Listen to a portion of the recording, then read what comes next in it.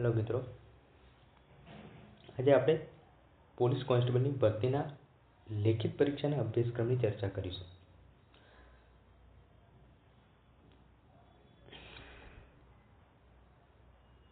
પરીક્ષાનું પેપર કુલ 200 માર્ક્સનું હશે અને બે ભાગમાં લેવાશે, એક પાર્ટ એ અને પાર્ટ બી.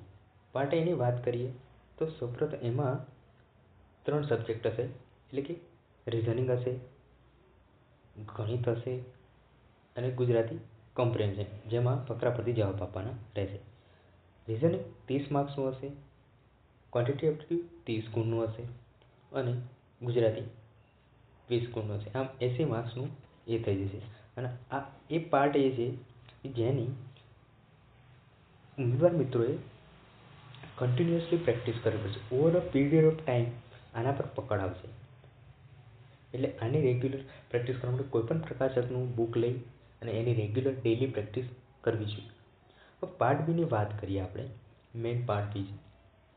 પાર્ટ બી 120 ગુણનું હશે. 120 ગુણમાં સૌપ્રથમ ભારતનું બંધારણ જે 30 ગુણનું હશે. 30 ગુણનું હશે, બરાબર. આ 30 ગુણ સ્કોરિંગ હશે તમારા માટે.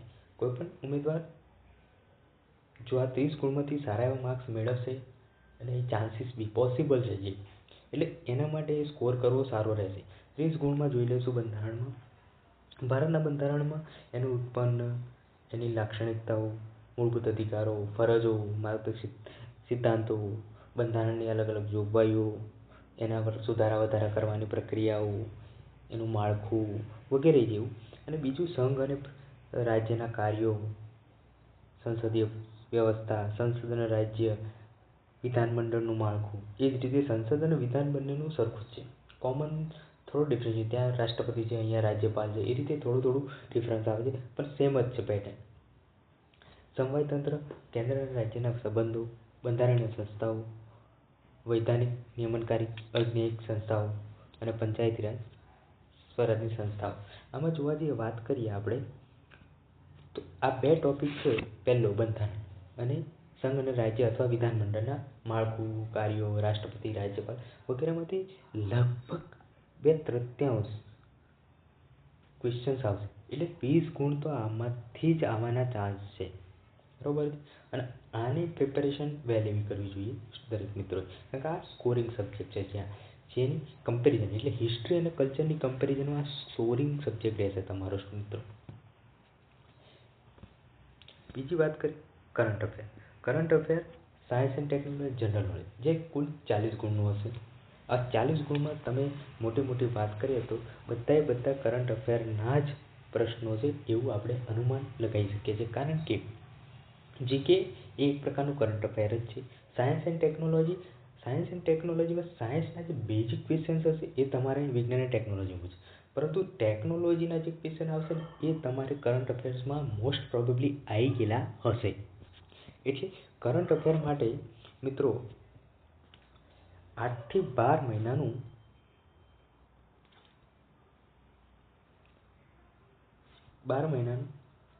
કોઈપણ સંસ્થાનું પ્રકાશકનું મેગેઝિન વાપરી શકો છો. આપણે મેગેઝિન,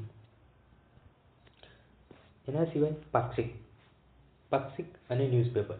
એનાથી શું છે, પાક્ષિકનું અને ન્યૂઝપેપરનું પુનરાવર્તન મેગેઝિનમાં થશે અને મેગેઝિન તમે વાંચશો તો તમારું રિવિઝન થશે.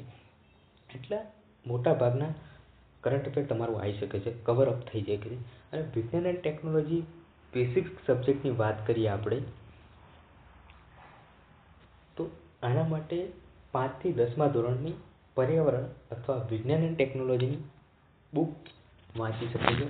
અને થર્ડ મોસ્ટ પ્રોબેબલી કે તમે કોઈ પ્રકાશક યુઝ કરી શકો છો. પણ મારું અંગત માનવું છે કે 5 થી 10 ધોરણની પર્યાવરણ અથવા વિજ્ઞાન અને ટેકનોલોજીની બુક્સ વાંચશો તો તમારો મોટા ભાગનો સિલેબસ કવર થઈ જાય જે વિજ્ઞાન અને ટેકનોલોજીમાં છે. પણ આ 40 ગુણમાંથી જો તમારું કરંટ અફેર 8 થી 12 મહિનાનું કમ્પ્લીટ સારું એવું પ્રિપેરેશન પાક્ષિક વાંચેલી હોય, પાક્ષિક અને ન્યૂઝપેપરનું કવર મેગેઝિનમાં થઈ જ જશે મોસ્ટ પ્રોબેબલી. કોઈ ટોપિક સિવાયના પ્રોબેબલી થઈ શકે છે. એટલે તમારે રિવિઝન થશે, એનાથી ફાયદો થશે તમને. અને આ પણ સ્કોરિંગ સબ્જેક્ટ ઇઝી હશે. જો જેટલું રિવિઝન કર્યું હશે તો સ્ટ્રાઇક થશે. ત્યાં કમ્પેરિઝન કરીએ કે હિસ્ટ્રી અને કલ્ચર વાંચવું એના કરતાં આના પર વધુ ફોકસ આપવું જોઈએ. બધા જ જે સ્ટુડન્ટો 5 થી 10માં ભણી ગયા એ જ સિલેબસ છે, કોમન બેઝિક.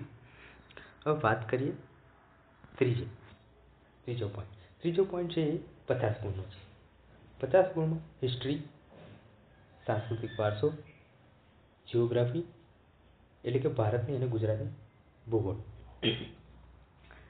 આમાં હિસ્ટ્રી અને કલ્ચર બે ઓપન એન્ડેડ છે. એટલે આ પોઈન્ટમાં સૌપ્રથમ મારા અંગત અભિપ્રાય પ્રમાણે વિદ્યાર્થી મિત્રોએ ગુજરાત અને ભારતની ભૂગોળને પ્રાધાન્ય આપવું જોઈએ અને એને પહેલાં કવર કરી સારું કે આમાંથી લગભગ તમારે આ 50 ગુણમાંથી 15 થી 20 ગુણ ભૂગોળના આવી શકે છે. અને જે સ્કોરિંગ છે અને ભૂગોળની વાત કરીએ, ભૂગોળ ક્યાંથી કરવું, તો ભૂગોળ માટે 11-12 ભૂગોળની બુક્સ છે એ વાંચી શકાય છે.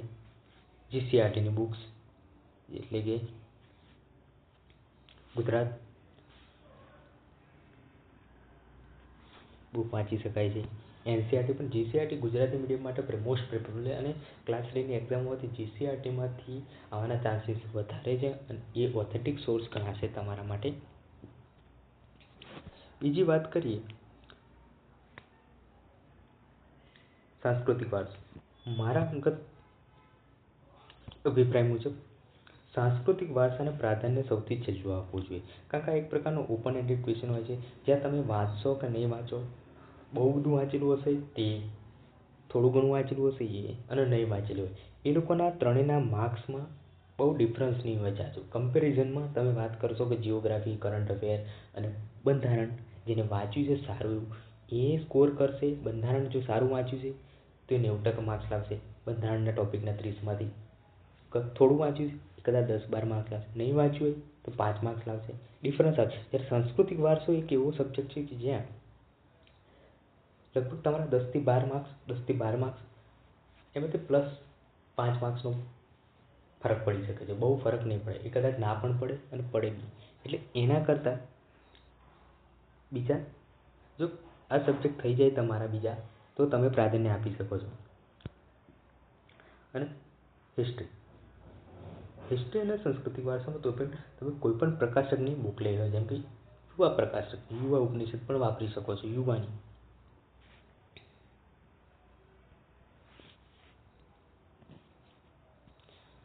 આમ 120 માર્ક્સમાંથી તમારે જો સારી એવી તૈયારી કરવી હોય તો 30 માર્ક્સમાંથી પોલિટી છે. 30 માર્ક્સનું પોલિટી